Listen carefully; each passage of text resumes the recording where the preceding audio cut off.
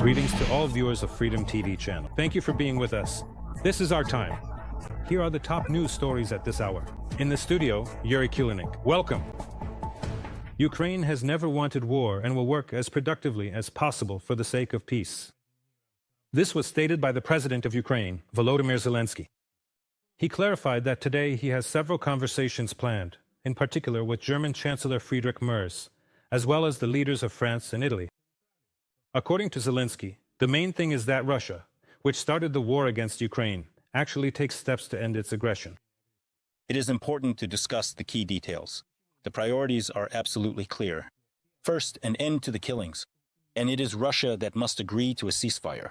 Second, there needs to be a format for the leaders so that the meeting can truly work towards lasting peace. We in Ukraine have repeatedly said that the search for real solutions can be truly effective precisely at the level of leaders. It is necessary to determine the timing for such a format and the range of issues to be discussed. Third, long-term security. This is possible together with the United States and Europe. Volodymyr Zelenskyy, President of Ukraine, on Telegram. Meanwhile, the head of the White House, Donald Trump, stated that he is ready to meet with the Russian dictator as early as next week. After that, he plans to hold a meeting with the President of Ukraine, Volodymyr Zelenskyy.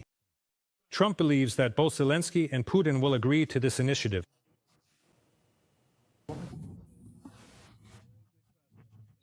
Well, there is a very good chance that they will. We haven't decided exactly where yet, but today we had very good talks with the President of Russia, Vladimir Putin. There is a very high probability that we can finish the round, put an end to this path. This path has been long and continues to be long. But there is a high probability that the meeting will take place very soon. U.S. Secretary of State Marco Rubio also spoke about a possible meeting between Trump, Ukrainian President Volodymyr Zelenskyy, and the Kremlin dictator Putin.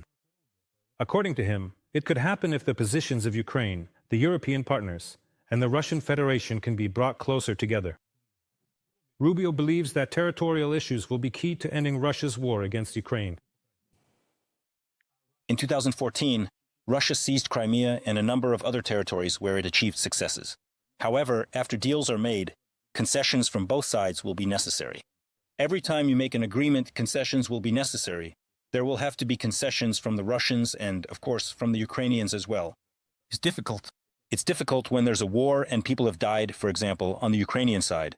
They have paid a huge price in this war. The same goes for the Russians, but the Ukrainians have paid a greater price in this war.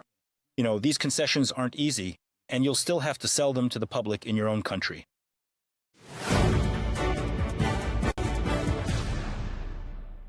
But the occupying army continues to shell Ukraine with drones and artillery. The Russian army attacked the Dnipropetrovsk region last night. Air defense forces destroyed 33 drones belonging to the Russian Federation. In Dnipro, 4 people were injured, 2 of them hospitalized in moderate condition. More than 30 cars were also damaged, along with 8 apartment buildings, and 1 private house was destroyed. Fires broke out in Pavlograd, Kryvyi Rih, and the Sinelnikov district. In the Nikopol district, the Russians shelled with artillery and attacked with strike drones. 8 private houses were damaged, as well as a 5-story building, cars, infrastructure, an administrative building, and 1 enterprise. Today, a day of mourning has been declared in Nikopol. As a result of yesterday's Russian shelling, 3 people were killed there, a rescuer and 2 civilians. Residential buildings and civilian infrastructure were damaged in the Chernihiv region as a result of Russian shelling last night. The aggressor also attacked the city of Koryakovka with strike drones. There have been no reports of casualties. Police are documenting the aftermath of the attack and collecting evidence of yet another war crime by the Russian occupiers. And overall, during the night, the Russian Federation launched 112 drones of various types at Ukraine, according to the Air Force of the Armed Forces of Ukraine. 89 UAVs were shot down or suppressed by electronic warfare in the north, east, and center of the country. The attack was carried out from several directions: Kursk, Primorsko-Akhtarsk, Cape Chauda, and Vardiska, which is in temporarily occupied Crimea. More than 700 civilians, as well as rescuers, police, and volunteers, were evacuated from the Korabel neighborhood in Kherson, which Russian occupiers are trying to cut off from the city.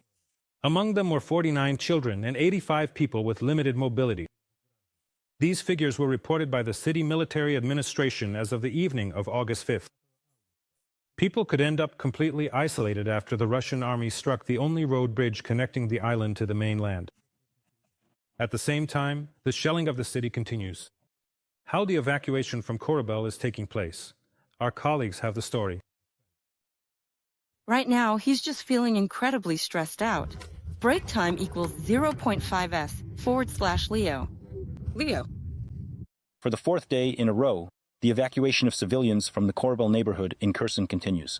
It is connected to the main part of the city by only one bridge, which the Russian army is now trying to destroy. For 2 days in a row, Russian occupiers have been deliberately targeting the crossing with air bombs. As a result of the strikes, the residents of the island have no gas or electricity, and not every house is water. People are leaving Korabel, fleeing from Russian terror. Today, we walked back across the railway bridge to the island to get the rest of our things. It was scary, of course. And on top of that, the bridge is a bit damaged from the hit it took. So, with great difficulty, we made it across. You can walk, of course, but it's scary. Are there a lot of drones now? A lot. Yes. Especially lately, there have been a lot flying over the island. A ton. Is it me they're after, yeah? When? Did you leave today? Yes. All together? Yes. What was it like living there these last few days? A blast. Very. What do you think? When they hit the bridge, the windows would fly open. It was a nightmare. We live not far from there. There are huge holes there. Before Russia's full-scale invasion of Ukraine, several tens of thousands of people lived in the neighborhood. By the beginning of August this year, only 1,800 remained. Most of these people can't get to the mainland part of the city on their own. Volunteers come to help them. Evacuation requests come in every hour. Every trip to the island is a huge risk. After all, in recent months, Korabel has been under daily attacks by Russian FPV drones. On top of that, there are strikes from both tube and rocket artillery. At any moment, they could destroy the bridge, finish it off completely.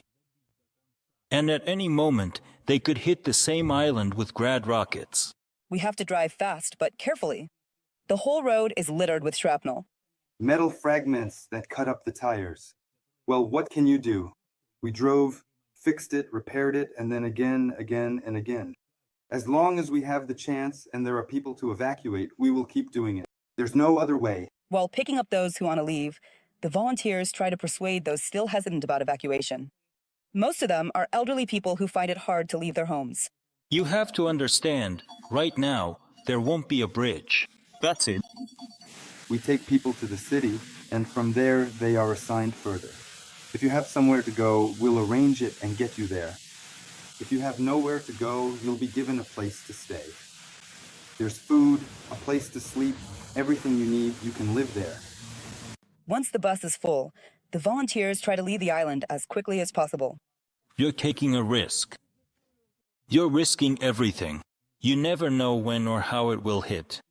We've lived on the island ourselves for so long. We know it's very dangerous there. Take care of yourselves. You have to live there to understand. It's impossible to describe. We've been living there the whole time. You haven't left even once? Just a little. When there was flooding, we left for a bit. But otherwise, we've always stayed. This isn't life, it's hell. The houses shake like matchboxes. It's terrifying. It's fear. According to the Kherson Regional Military Administration, more than 300 people left the Korabel neighborhood on August 5th alone. After the first Russian strikes on the bridge, more than 1,000 people were evacuated from the island. Residents are being asked to leave as quickly as possible. Daria Lidovchenko for Freedom TV Channel.